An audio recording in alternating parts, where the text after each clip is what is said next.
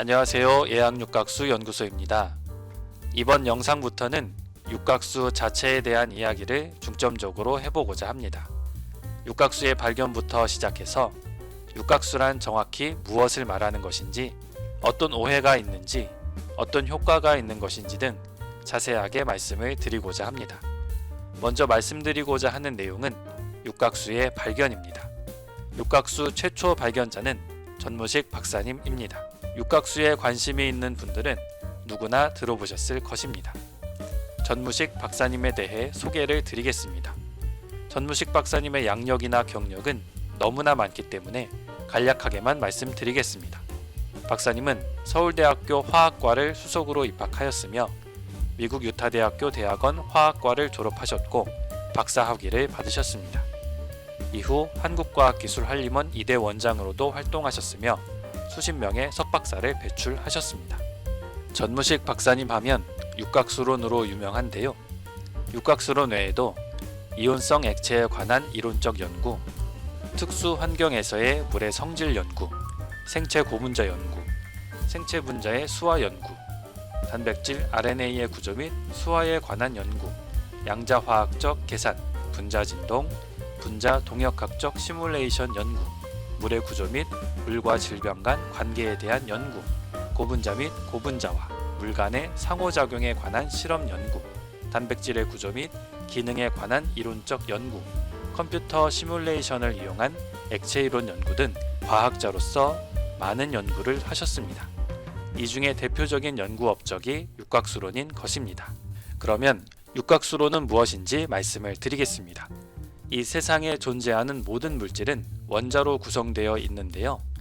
물은 수소 원자 2개와 산소 원자 1개로 이루어진 물 분자가 무수히 많이 모여서 우리가 마시는 액체 상태의 물이나 얼음의 형태 또는 수증기와 같은 기체로 존재하게 되는 것입니다. 그런데 액체 상태의 물을 구성하는 물 분자는 각각 따로 존재하는 것이 아니라 물 분자가 5개 또는 6개가 모여서 각각 오각형 또는 육각형의 고리 구조를 이루어 존재한다는 것입니다. 특히 정상적인 세포, 곧 건강한 세포 주위의 물은 육각형 고리 구조를 이루지만 암 환자나 당뇨병 환자의 세포, 곧 건강하지 못한 세포에서는 오각형 고리 구조를 이루고 무질서하게 움직인다는 것입니다. 또한 사람이 나이가 들수록 세포 안에 물의 구조가 무질서하게 되어 세포 밖으로 빠져나가게 되는데 이로 인해 피부에 주름이 생기는 등 노화가 진행이 된다는 것입니다. 그러므로 세포를 정상적인 상태로 유지하기 위해서 세포 주위에 육각형 고리 구조를 이루는 물, 곧 육각수를 공급해주면 암, 당뇨, 노화 등 질병에 대한 예방과 치료가 가능하다는 것이 바로 육각수론입니다. 박사님께서 이러한 육각수론을 발표하기까지 여러 가지 연구가 진행되었고 그 연구의 결과를 근거로 하여 발표하게 되었는데요. 그 중에 몇 가지 연구에 대해서 말씀을 드리겠습니다. 먼저 물 분자가 오각형 또는 육각형의 고리 구조를 이루어 존재하는 것에 대한 연구입니다. 액체 상태의 물은 수없이 많은 물 분자로 이루어지게 되는데요. 가까이 있는 물 분자들은 수소 결합으로 결합을 하게 됩니다. 수소 결합은 그림으로 설명을 드리겠습니다. 보시는 바와 같이 물 분자 2개가 있는데요.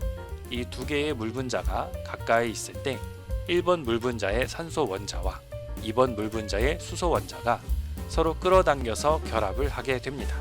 이것이 바로 수소 결합입니다. 이것은 산소 원자와 수소 원자가 접착제로 붙었다고 생각하시면 됩니다. 물 분자는 이 수소 결합으로 2개 또는 그 이상이 결합할 수 있는데요. 전무식 박사님은 이 물 분자들이 각각 수소 결합으로 결합했을 때 가장 안정적인 구조가 무엇일까에 대해서 컴퓨터를 이용해 확률적으로 계산을 하였습니다. 이는 모든 물질은 안정적인 구조를 이루기를 원한다는 것을 기반으로 하여 계산된 것입니다. 그 결과 물 분자 5개가 모인 오각형의 구조와 6개가 모인 육각형의 구조의 존재 확률이 다른 구조들보다 대략 5배에서 많게는 200배 등 훨씬 높게 나타났습니다. 그리고 물 분자 두 개가 안정적인 수소 결합을 하려면 보시는 바와 같이 1번 물 분자의 산소 원자와 2번 물 분자의 수소 원자 사이에 수소 결합, 즉 산소, 수소, 산소의 결합 모양이 직선일 때 가장 안정적인 결합이 되는데요.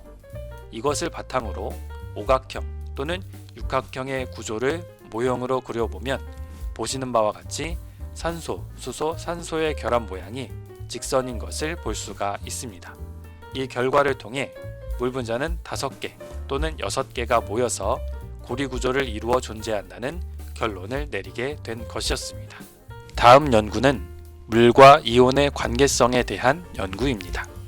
우리가 음용수 또는 생활용수로 사용하는 물에는 이온이 포함되어 있는데요. 이온을 좀 더 친숙한 표현으로 말씀드리면 바로 미네랄입니다. 물은 용해력이 높은 물질인데요. 용해력이 높다는 것은 물에 설탕이나 소금을 녹이면 잘 녹듯이 다른 물질을 잘 녹인다는 의미입니다. 그런데 특이한 점은 이 이온이 물에 그냥 녹아있는 것이 아니라 물 분자가 이루는 구조에 영향을 준다는 것입니다. 이온의 종류는 여러 가지가 있으나 크게 두 가지, 곧 구조 형성성 이온과 구조 파괴성 이온으로 나눌 수 있는데요. 칼슘, 리튬, 나트륨, 아연, 철, 구리 등 구조 형성성 이온의 경우는 물 분자들이 더 큰 고리 구조를 이루게 하고 마그네슘, 칼륨, 루비듐, 알루미늄, 염화, 브롬 등 구조 파괴성 이온의 경우는 물 분자들이 상대적으로 작은 고리 구조를 이루게 합니다. 그러므로 구조 형성성 이온 주변의 물 분자들은 육각형의 고리 구조를 이루어 존재할 가능성이 크다는 것을 의미합니다. 반대로 구조 파괴성 이온 주변의 물 분자들은 육각형 고리 구조보다 상대적으로 더 작은 구조인 오각형의 고리 구조를 이루어 존재할 가능성이 크다는 것을 의미합니다. 위와 같은 결과로 이온이 존재하는 물은 물 분자들이 오각형 또는 육각형 고리 구조를 이루어 존재한다는 결론을 내릴 수 있는 것이었습니다. 다음 연구는 물의 이상성에 대한 연구입니다. 물은 다른 물질들과는 달리 특이한 고유 성질을 가지고 있는데요. 그 고유 성질을 가리켜 물의 이상성이라고 합니다. 이 물의 이상성은 일반적이지 않은 성질이라 하나의 수수께끼와도 같은 것이었는데요. 전무식 박사님은 물이 오각형 또는 육각형의 고리 구조를 이룬다고 가정했을 때 물의 이상성을 해명할 수 있다고 하셨습니다. 첫 번째 물의 이상성은 물의 끓는 점과 녹는 점입니다. 먼저 끓는 점은 어떤 물질이 끓어오르는 온도를 말하고 녹는 점은 어떤 물질이 녹는 온도를 말합니다. 물은 보통의 환경에서는 100도씨에서 끓고 0도씨에서 녹는데요. 여기서 100도씨가 끓는 점, 0도씨가 녹는 점이 되는 것입니다. 그리고 분자는 분자량을 가지고 있습니다. 분자량은 쉽게 무게와 같은 것이라고 생각하시면 됩니다. 분자량이 높을수록 끓는 점과 녹는 점이 높아지는데요. 물은 상대적으로 분자량이 높은 다른 물질보다 더 높은 끓는 점과 녹는 점을 가지고 있습니다. 보시는 셀렌과 수소는 분자량이 81인데요. 물 분자 한 개의 분자량은 18입니다. 그런데 셀렌과 수소의 끓는 점은 마이너스 41.3도씨, 물의 끓는 점은 100도씨입니다. 분자량이 작은 물의 끓는 점이 셀렌과 수소보다 더 낮아야 하는데 정반대로 훨씬 더 높습니다. 그런데 물 분자가 오각형 또는 육각형의 고리 구조를 이루어 존재한다고 하면 각각 분자량이 오각수는 90, 육각수는 108로 셀렌과 수소보다 더 높게 됩니다. 이렇게 생각하면 오각수 또는 육각수의 분자량이 셀렌과 수소보다 더 높으므로 물의 끓는 점과 녹는 점이 셀렌과 수소보다 더 높은 것이 설명이 됩니다. 두 번째 물의 이상성은 물의 열 용량입니다.